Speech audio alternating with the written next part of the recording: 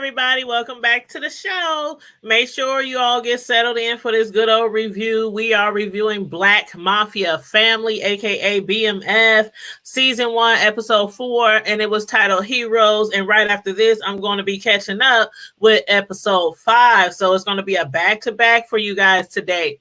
Now, make sure you guys like the video, share the video, subscribe to the channel if you're not already subscribed, please, and thank you very much.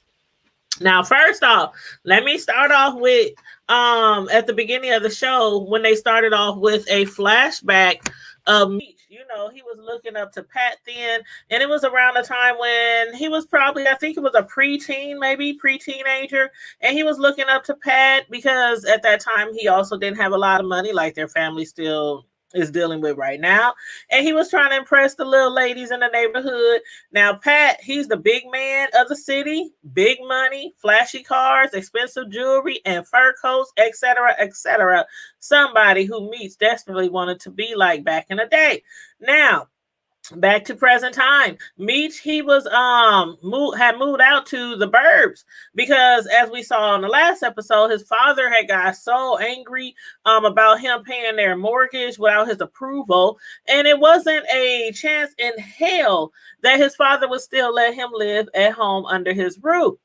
Other than that, things have been really, really good for the brothers. So much so that they still didn't understand why Pat was so against allowing them to buy their re-up outright. He was also very adamant about his decision, regardless of how much money his best clients was bringing in.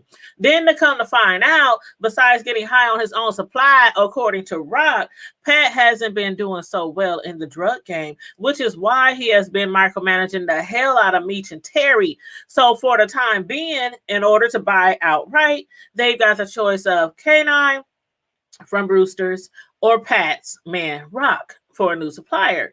Terry thought that they should holler at Rock, while Meech, on the other hand, thought it was best to buy from K9.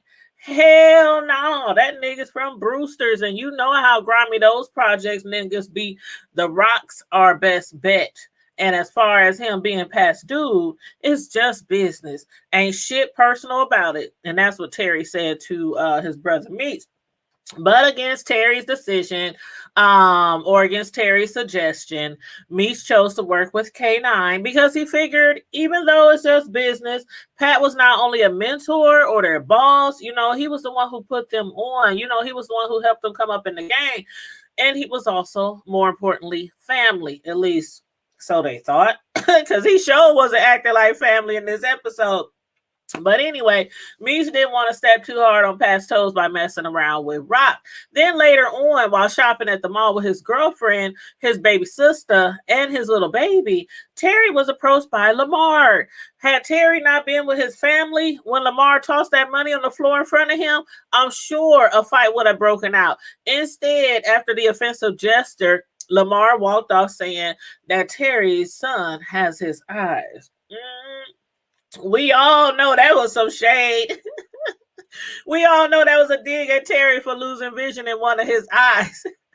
But speaking of Terry's eyes, his parents have hired a lawyer to file a malpractice lawsuit against the hospital. Terry's father, Charles, is positive that the surgeon made a mistake, even though the hospital won't admit to it.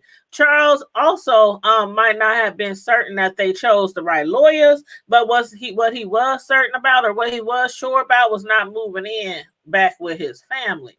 And as far as Lamar was concerned, he wasn't only causing trouble at the mall.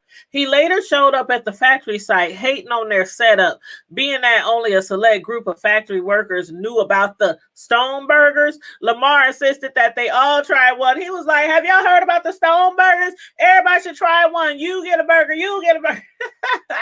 They was all running up there. I want a stone burger. Give me two with a cola on the side. They had no idea that those stone burgers, request has some product in them that ain't burger. But yeah, of course, Kato, she wasn't down to just sell drugs to anybody. So even though they were about to lose some money, Kato made the executive decision to shut down for the moment. At least that's what she made it appear to look like, since she is working with Lamar. And thanks to Lamar receiving intel from Kato, he was able to rob the new stash location. The robbery and the shootout were all going down while Meech and Terry were being kidnapped by Pat. Pat, again, being the big man in the city, knows all and sees all. So it didn't take him long to find out what the brothers and his man Rock were up to. Boy, that scene right there. Rock, he was definitely right about Pat trying to micromanage the brothers. And after Pat so brutally murdered him with that shovel right in front of them, I guess Meech was right after all. He did suggest K9 over Rock, even though K9 stood them up. But what are the brothers going to do now? Because buying their product outright is the least of their problems. You know that new Drano task force that Detective Brian had warned them about? They were literally making waves in the disappearances of J-Mo and Femel. After pulling J-Mo's body from the lake, Detective Brian, he popped up at the church of Terry's son's christening service to bring Meech in for questioning. But when Brian couldn't produce a warrant at their father's request, Meech chose, nah, bruh, I think I'm going to stay right here with my family. He chose to stay put. Now, Meech did later show up on Brian's porch, making it clear with a nice payment that they still need him just as much as he still needs them.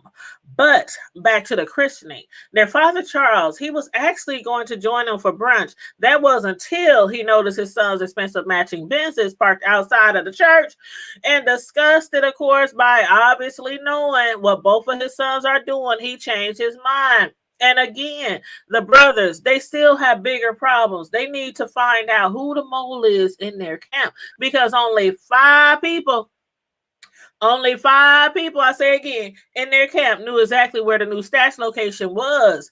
Meech, he was right to point fingers at Kato, despite what everyone else was thinking.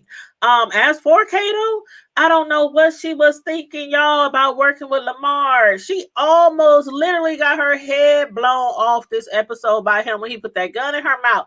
And it was actually a smart move on Kato to fire a few shots towards Lamar during the robbery to make it not look set up. Did he see it that way though? Hell no. Because she's messing with an irrational, a very irrational, crazy, psychotic, mental, and deranged Lamar, who spared her life this time. Again, this is the second time. But do you think it would be worse for her to be killed by Lamar versus being killed by the Flannery brothers? Y'all let me know. Let me know. But out of this episode, I guess the only positive thing that came out of this episode was Terry's son being christened. The service, of course, was conducted by none other than Pastor Swift, aka Snoop Dogg. Snoop Doggy Dogg, looking like a whole Pastor Pimp. But yeah, it was conducted by Snoop. Pastor Swift. But despite, Terry having flashbacks during the ceremony of Pat murdering Rock, the service was actually really beautiful. It was really nice. Other than that, Terry finally met up with Big L, the supplier, who was pretty impressed by him earlier at the bar. Big L, you see, they thought was a dude. Remember he said dude was supposed to be wearing blue at the bar? So they thought the dude had stood them up, but that dude is actually a woman who is willing to give them a chance so long as her only point of contact is Terry. So will this result in Terry and me switching positions, in regard to who's actually running things? Because even though the brothers were together, even though Meech said they're going to split everything 50-50, we all know Meech was the one who was running everything and making the big decisions, right? The big kahuna. But anyway, y'all let me know what y'all thought about this episode. Please, again, make sure you like the video, share the video, subscribe to the channel if you're not already subscribed. Please and thank you very much.